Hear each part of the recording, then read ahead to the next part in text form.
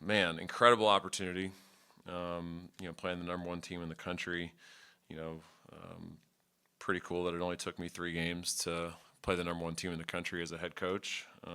Not sure if that's the quickest in the history of college basketball, but I feel like it's got to be close. Just so much respect and admiration for that program. I don't think Coach Sampson even knows this, but I mean, I watch what they do from a distance, and I admire what they do from a distance more than probably anyone in the country.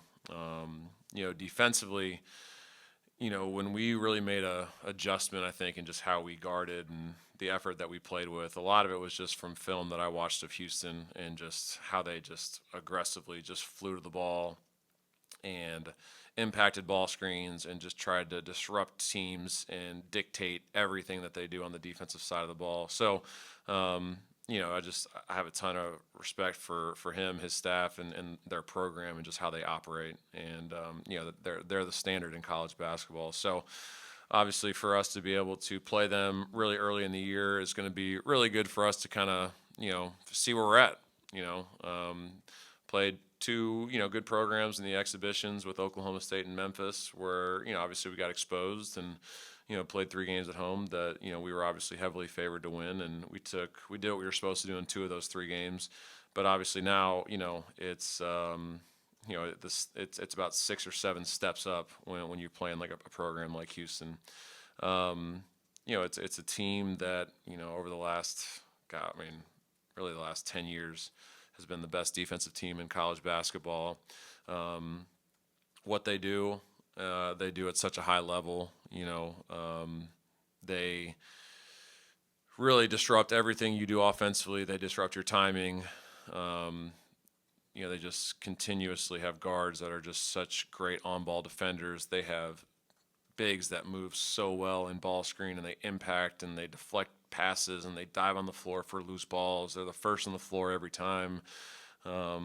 Defensively, and they just make your life really difficult. So to be able to manufacture points is, going to be difficult. I thought that was the separator last year in last year's game is we executed better in that game than any game in the season, as far as what we were doing in ball screen and what we were doing in just our actions. To be able to score 74 points against that team, that's hard to do. So I thought we executed at a high level last year, but obviously, having 10 seniors had a lot to do with that. And then, offensively, they have a collection of just really talented players. I mean, they have the best recruiting class in the history of their program, and they're playing for those freshmen. And that's rare for a Kelvin Sampson team to look out there and see 4 freshmen out there that he trusts like he does with this group. But that's all very valid. When you watch, Chris Senack and you watch Kingston Flemings, Isaiah Harwell. Those guys are just so talented, and we recruited all 3 of those guys. And to see their progression, is impressive. And they don't look like freshmen when they're out there playing. But then obviously a shot goes up, and that's when the possession first gets started. They're probably the best offensive rebounding team in college basketball over the last however many years. Probably 6 or 7 years they've been consistently at the top. And it's not just them securing the rebound, but like they'll play volleyball with it and just tip it back. And if we don't have 5 guys that put a body on someone every single time, we're gonna have a really hard time winning that game, because it's something that they practice every single day. It's something they take a lot of pride in, and it's what's made them so effective, and it's what's made them I think they're the winningest program in college basketball over the last 6 years, or since 2018. I think we're the 6th. And they have 41 more wins than us in that time. So while we've been really successful here since 2017-18, they've been even more successful. So unbelievable opportunity. Obviously really excited that we're playing the game in Birmingham this time. Going to be an unbelievable environment. That game sold out in a matter of minutes, and we'll have 17 or 18,000 of our friends cheering us on. So great opportunity for our guys, and really good to kind of see where we're at this early in the year. Steven, I guess, is there any way to prepare some of these guys that are brand new to this level of basketball, what they're going to get on Sunday, for what they're going to face, or do you sort of expect, hey, the first few minutes, 10 minutes, who knows how long it's just gonna be an adjustment period for them, maybe a little bit.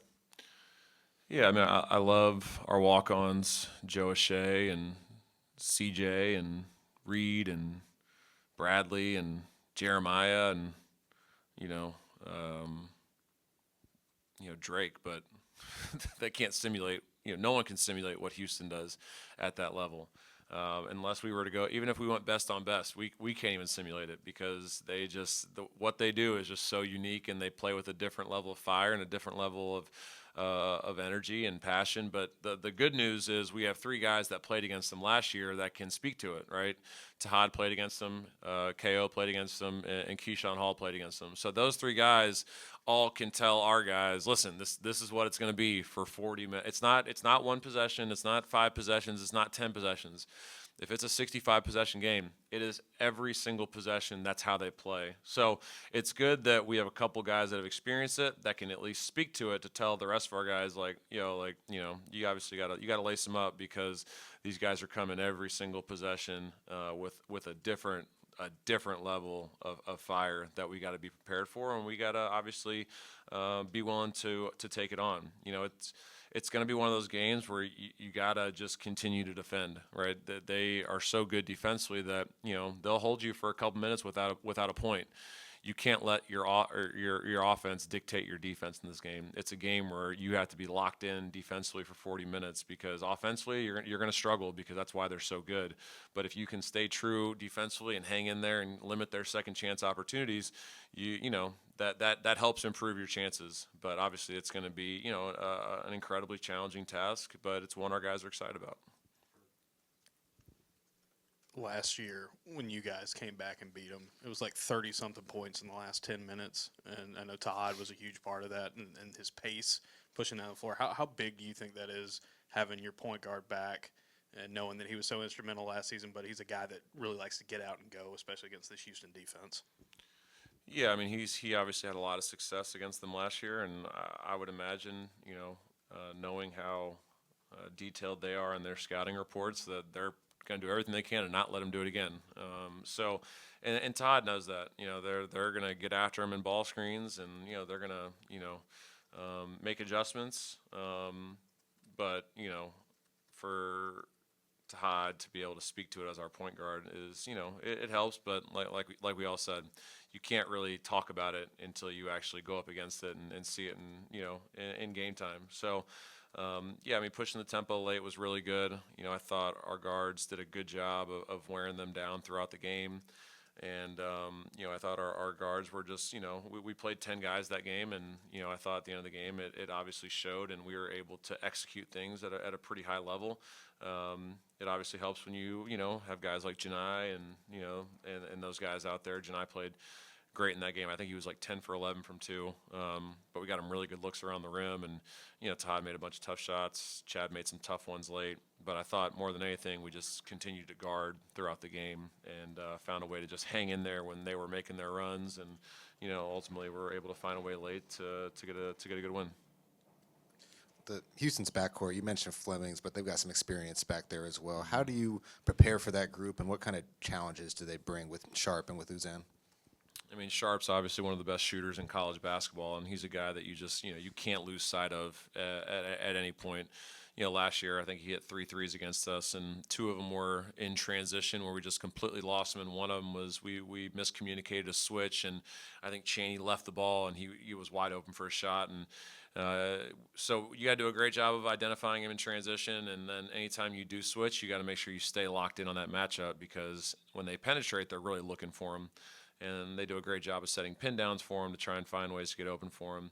Uzan is, probably their most NBA people really look at him as a phenomenal NBA prospect because he's able to, get downhill and finish, but he's got a 3-to-1 assist turnover ratio. So assists the ball at a really high rate, and he's got great size. He's a good defender. So those 2 guys are obviously returning from a Final Four, a Final Four team, national runner-up team.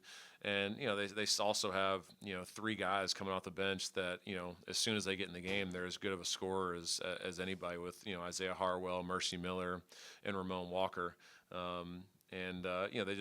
have a lot of versatility at the bench. Chase McCarty is a local product that has just continued to grow and get better, and is going to be a really nice piece for them off the bench. So. Yeah, I mean they're very versatile, very multiple at multiple positions, and they just kind of come at you in waves. But yeah, we got to do a good job of understanding personnel and what guys' strengths are, and try and take those away.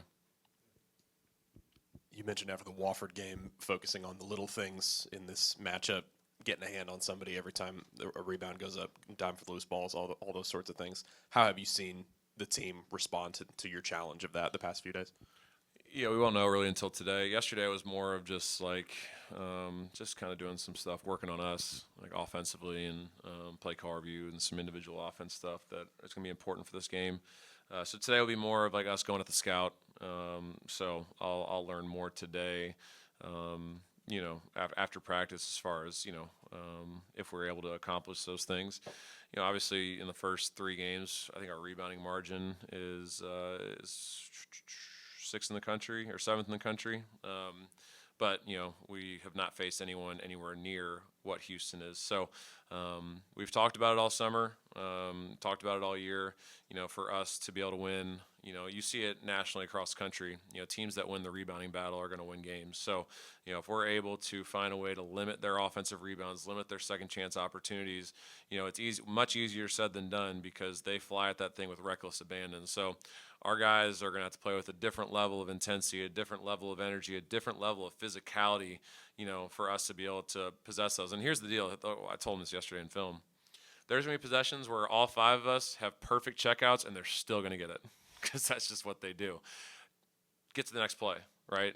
And that's just why they're so effective. So as long as we limit the possessions where, we give up 4 or 5 offensive rebounds and we try and, limit them to 1 or 2, that definitely improves your chances. But, today, obviously, we're going to have to really get after it. And, guys that rebound are going to play in this game.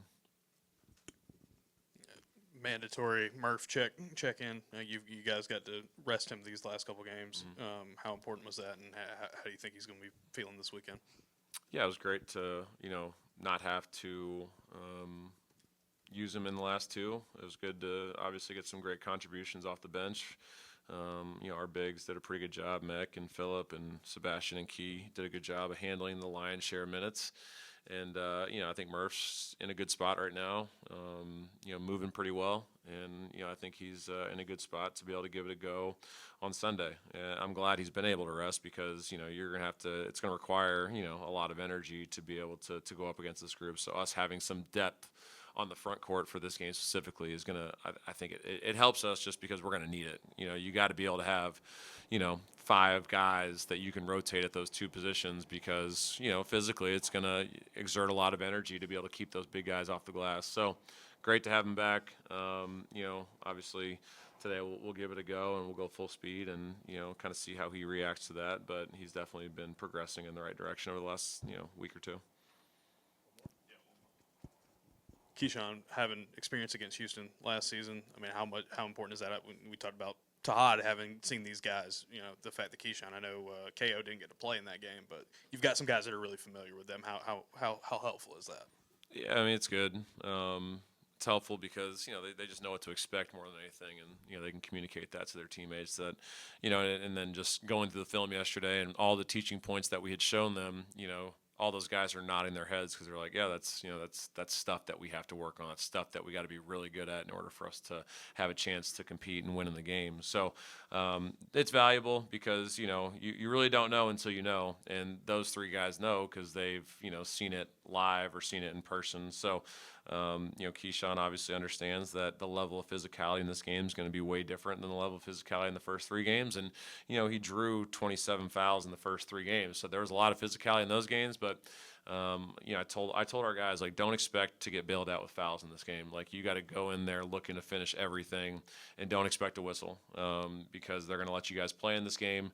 And we just got to do a great job of playing through contact, playing physically offensively, finishing through contact, and not looking for whistles because, they're going to let us play big boy basketball. And, our guys got to be ready to step up to the challenge.